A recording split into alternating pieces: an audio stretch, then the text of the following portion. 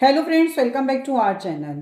Friends, income tax department के through अगर किसी भी चैरिटेबल ट्रस्ट को या फिर रिलीजियस ट्रस्ट को सेक्शन 11 एंड सेक्शन 12 का एग्जेम्पशन क्लेम करना होता है तो उन्हें इनकम टैक्स एक्ट के सेक्शन 80G एंड 12A का रजिस्ट्रेशन कराना होता है। 80G एंड 12A के रजिस्ट्रेशन को कराने के दो तरीके हैं। एक है प्रोविजनल रजिस्ट्रेशन सर्टिफिकेट और दूसरा है फाइनल रजिस्ट्रेशन सर्टिफिकेट।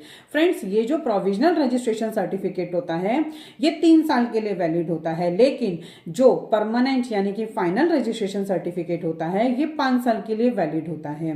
फ्रेंड्स, आजकल ये देखा जा रहा है कि सीआईटी एग्जेम्पशन के थ्रू 80G 12A के फाइनल रजिस्ट्रेशन सर्टिफिकेट्स को रिजेक्ट किए जा रहे हैं और उसमें जो हमें रीजन दिए जा रहे हैं वो ये दिए जा रहे हैं कि आपके पास लोकल चैरिटी कमिश्नर का रजिस्ट्रेशन सर्टिफिकेट नहीं है या फिर आपकी जो एक्टिविटीज हैं वो जेन्युइननेस शो नहीं कर रही हैं। तो फ्रेंड्स, इसके लिए आपको आज की इस वीडियो में मैं यही बताऊंगी कि अगर इन सब रीजंस की वजह से आपका 80G एंड 12A का final registration certificate CIT exemption के थ्रू रिजेक्ट कर दिया गया है तो आपको क्या रेमेडी का यूज करना है। फ्रेंड्स, आपको सबसे पहले बिल्कुल भी नर्वस नहीं होना है, टेंशन नहीं लेनी है।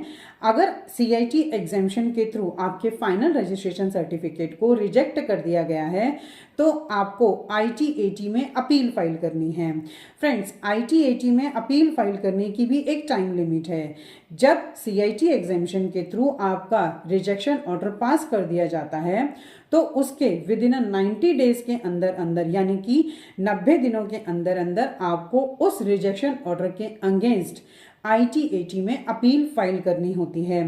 और ITAT में अपील फाइल करते हुए आपको उन्हें ये समझाना होगा कि शायद सीआईटी एग्जेम्पशन मेरी एक्टिविटीज़ की जेन्युइननेस को नहीं समझ पाया है और हम आपसे रिक्वेस्ट करते हैं कि आप इसका ऑर्डर बैक करें सीआईटी एग्जेम्पशन को, ताकि हमें हमारा 80G एंड 12A का रजिस्ट्रेशन सर्टिफिकेट मिल पाए।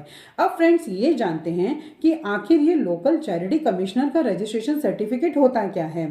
तो फ्रेंड्स, जैसे कि राजस्थान में देवस्थान से हमें चैरिटी कमिश्नर का रजिस्ट्रेशन सर्टिफिकेट मिलता है, ऐसे ही हमें जब ये रजिस्ट्रेशन होता है तो हमें सीआईटी एग्जेम्पशन के पास ये सर्टिफिकेट की कॉपी देनी होती है।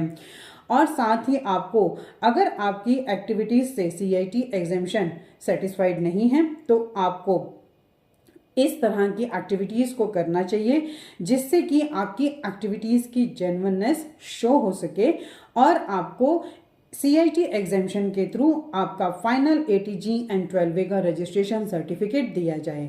फ्रेंड्स, जिस दिन से आपका 80G 12A का रजिस्ट्रेशन सर्टिफिकेट रिजेक्ट होगा उसी दिन से ही आपको वापस 80G 12A का रजिस्ट्रेशन सर्टिफिकेट जो है वो प्रोसेस किया जाएगा। फ्रेंड्स, इसके लिए आपको किसी भी तरह की कोई भी टेंशन नहीं लेनी है, आपको स्मूथली समझदारी से काम करना है। और अगर इस वीडियो से रिलेटेड आपकी कोई भी क्वेरीज होती हैं तो आप स्क्रीन में दिए गए कॉन्टैक्ट नंबर्स में हमें कॉन्टैक्ट कर सकते हैं। I hope this information is useful for you. ये इन्फॉर्मेशन आपके लिए काफ़ी यूजफुल होगी। इसी तरह की इन्फॉर्मेटिव वीडियोज़ को कंटिन्यू देखने के लिए आप हमारे YouTube channel and WhatsApp channel Protex corporate solutions Vandana Raheja को सब्सक्राइब, लाइक एंड शेयर करना ना भूलें। Thank you.